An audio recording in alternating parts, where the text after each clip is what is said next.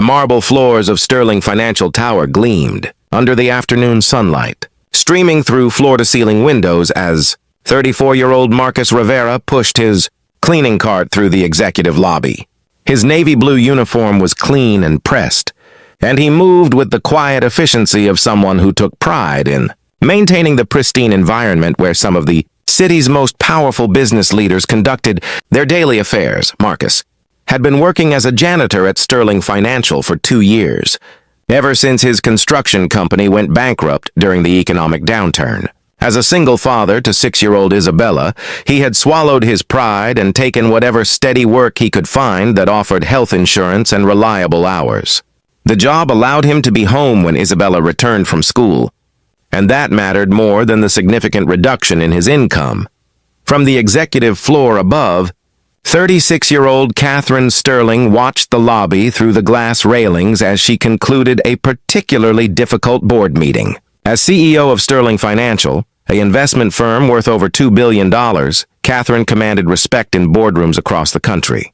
But today's meeting had been especially challenging, dealing with a hostile takeover attempt that threatened not just her company, but the livelihoods of her 800 employees.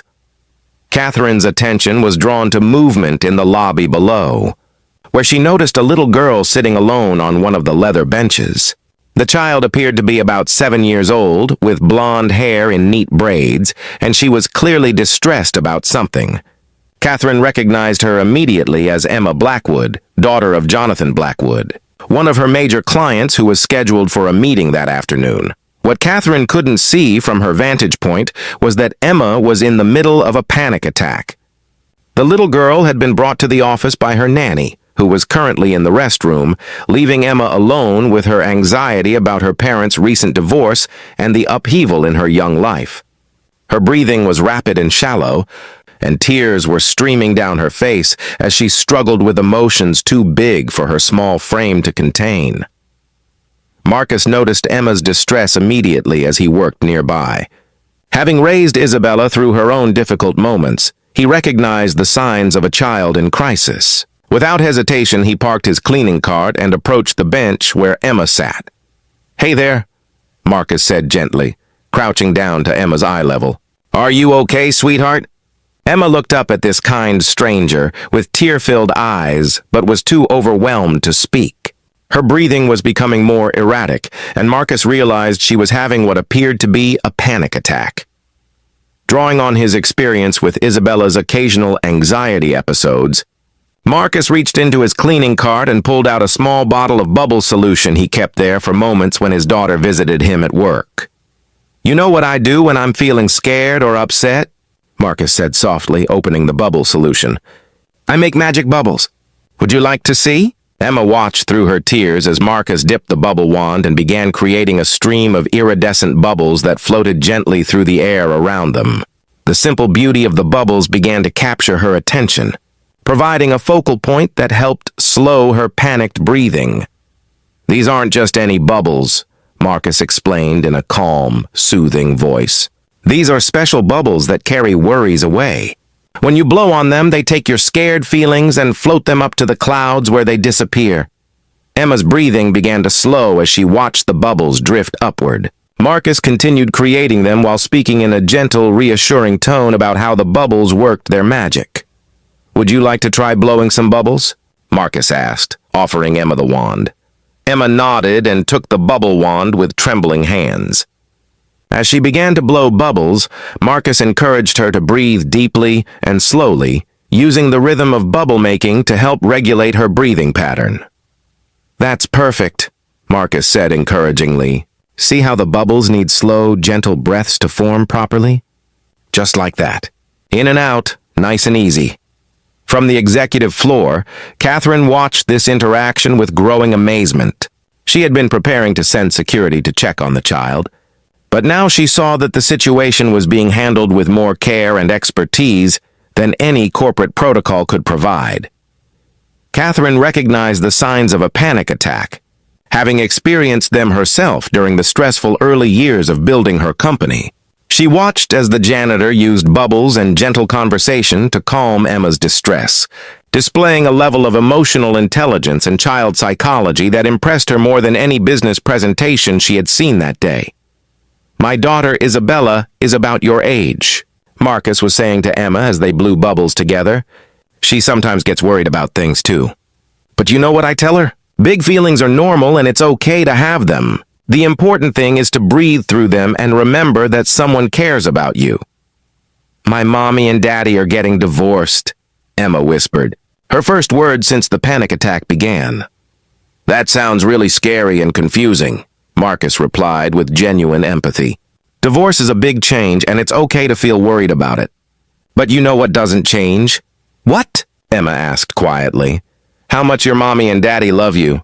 That part stays exactly the same, even when other things change."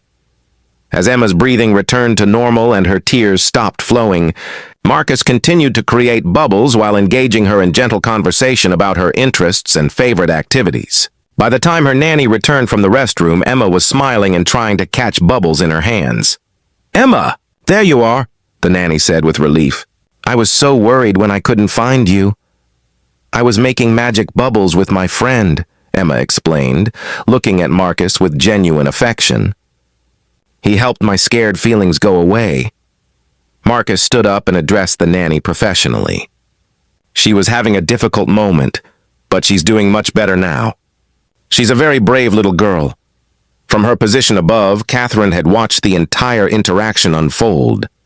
She had seen hundreds of professionals handle crises with varying degrees of competence, but she had never witnessed anyone demonstrate the kind of intuitive understanding and genuine care that this janitor had shown to a child in distress.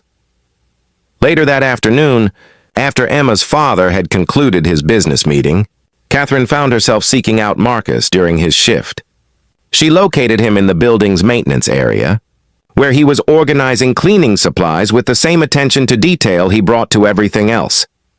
"Excuse me," Catherine said, causing Marcus to look up in surprise. "You're Marcus Rivera, correct?" "Yes, ma'am." "Is there a problem with my work?" "Quite the opposite. I witnessed what happened with the little girl in the lobby this afternoon. I wanted to thank you personally for how you handled that situation." Marcus looked uncertain. "I hope I didn't overstep any boundaries. She seemed to be in distress, and I just wanted to help."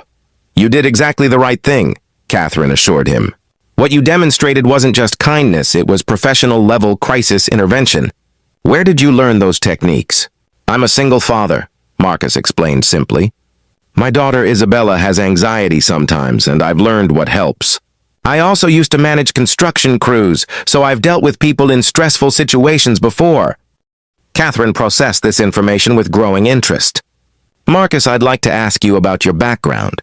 What did you do before working here?" Marcus hesitated, then decided on honesty. "I owned a small construction company that went under during the recession. I needed steady work with benefits, so I took this position. It's honest work, and it allows me to provide for my daughter." "What if I told you that what I witnessed today represents exactly the kind of skills we need in our corporate human resources department?" Marcus stared at her. "I'm not sure I understand." "We're expanding our employee wellness programs and need someone who understands both crisis management and genuine human connection. What you did with Emma today demonstrated both qualities perfectly." Catherine pulled out her business card.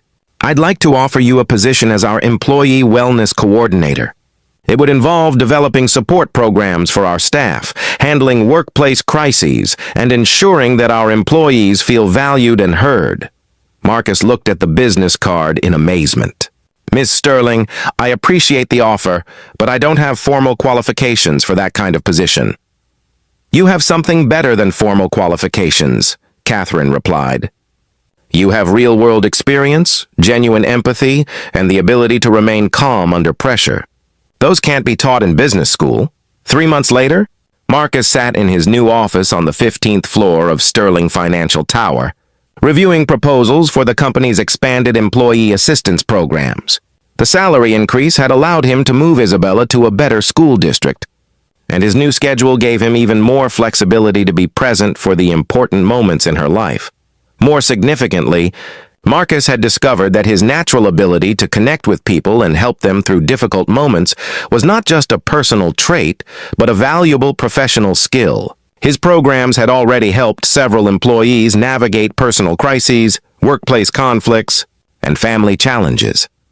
Catherine often found herself consulting with Marcus on employee relations issues, impressed by his ability to see situations from multiple perspectives and find solutions that honored everyone's dignity.